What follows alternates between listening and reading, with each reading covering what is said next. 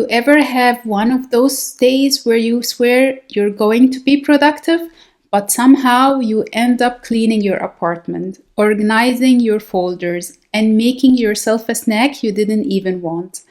Yeah, that was me yesterday. I sat down to finish an important report. My laptop's open, my coffee's ready, full focus mode activated, and then suddenly I was wiping down my desk. Then I decided my bookshelf looked a bit off. Then I thought maybe I should light a candle for concentration. 30 minutes later, I'm sitting in a spotless room with exactly 0 words written. Sound familiar? Later that evening, I told my friend Maya about it. She laughed and said, "Oh my god, same. I literally vacuumed before sending one email." And that's when we both realized we were not avoiding work, we were avoiding discomfort. See, procrastination isn't about being lazy, it's about wanting to feel safe. When your brain senses stress, pressure, or the fear of failing, it triggers the same reaction it would if you were actually in danger. Your body tenses, your mind searches for an escape, and distraction becomes your rescue plan. That's why you suddenly need to clean the kitchen or check your messages for the 10th time. It's not random, it's your brain trying to protect you. But here's the twist. What feels like protection in the moment is actually what keeps you stuck in the long run.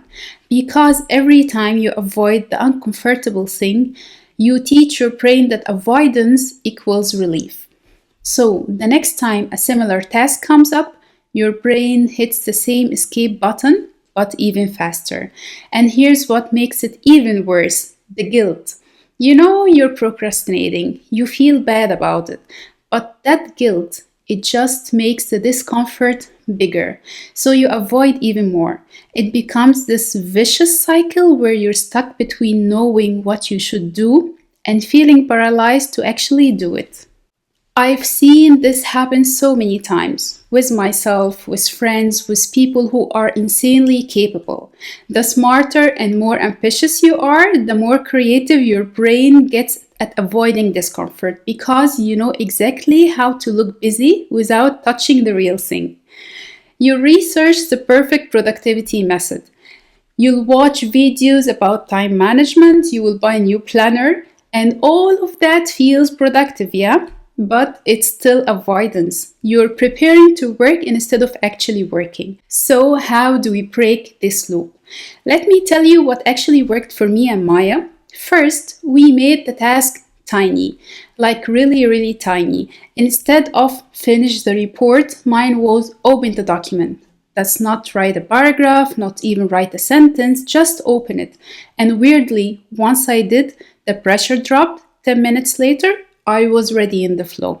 The trick here is that your brain cannot argue with something that small. It can talk you out of finishing a report because that sounds huge and exhausting. But opening a document, that's too easy to resist. And once you're in motion, momentum takes over. Second, we stopped pretending that we had to feel ready.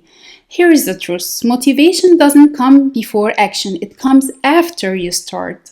Think about it. When was the last time you felt like working out before you actually started? Probably never. But once you're 5 minutes in, suddenly you're fine. Sometimes you even enjoy it. The first step isn't magical, but it's the only one that actually rewires your brain to move on. The third, we made it emotional. Before starting, I asked myself, how will I feel once this is done? Not how it will look like, no, how it feel. I pictured the relief, the satisfaction, the weight lifting off. And here's something else we tried. We named the feeling. When I felt the urge to distract myself, I literally said it out loud. Okay, that's fear. I'm feeling afraid of messing this up. Just naming it took away its power.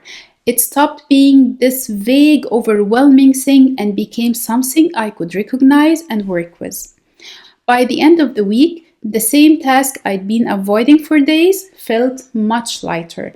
Not because the work got easier, but because my brain stopped treating it like danger. Procrastination isn't a time problem, it's an emotion problem. Your brain is not against you, it's just misreading the situation. You don't need to fight it, you just need to guide it.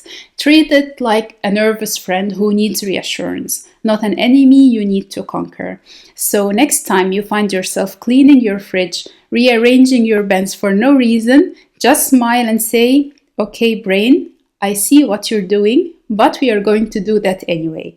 Start small, start curious, give yourself permission to be imperfect, and trust that momentum always follows movement. Because the truth is, you're not broken, you're not lazy, you're just human, and humans naturally avoid discomfort. But with the right approach, you can turn that resistance into progress.